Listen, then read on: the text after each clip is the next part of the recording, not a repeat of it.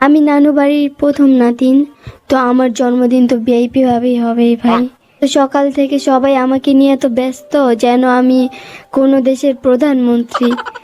যাই হোক, তারপর দেখি সব আত্মীয় স্বজনরা আসছে, আমার ছোট বোনেরা আসছে, তাদের সাথে খেলাধুলা করলাম। তারপর সবার সাথে ছবি তুললাম, এক এক করে সবাই এসে দাঁড়াচ্ছে যেন আমি কোনো সেলিব্রিটি। আর সবাই বলছে এদিকে তাকাও, হাসো, চোখটা বড় করো। তারপর শেষে এলাম আমার ছোট ভাইয়ের সাথে ছবি তুলতে, কিন্তু সে তো এখন খাওয়ার মুডে ছিল। তার প্লেট থেকে এক চামচও কেউ নিলে যুদ্ধ লাগবে। ছবি তুলতেছিল, এখন ওকে খাইতে দিতেছিল না, তাই ও কি করছে, আমার চেয়ার থেকে ধাক্কা দিয়ে ফেলে দিছে। তারপর ও আবার খেতে বসে পড়ছে। তারপর বিকালের দিক দিয়ে শুরু হলো আসল ফাংশন, কেক কাটার। তো বড় টেবিলের ওপর কেক রাখা হলো। এই যে আরো একটা মোমবাতি। হ্যাঁ, এটা এখানে।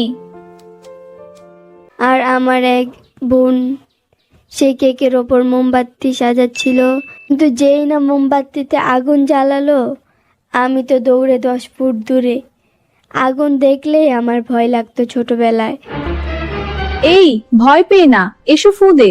না, আমি ভয় পাচ্ছি। যখন কেক কাটার সময় হলো, আম্মু আমাকে টেনে নিয়ে এলো সামনে, দাঁড় করিয়ে দিল। সবাই বলছে এখন ফু দাও, আর আমি মনে মনে বলছি ফু দিলে যদি মুখে আগুন লেগে যায়। আমি তো তাও মোমবাতিতে ফু দিতেছিলাম না। বিশ্বাস করেন ভাই, আমি আমার আম্মুর কাছ থেকে মাইর খেয়েছি আমার জন্মদিনের দিন।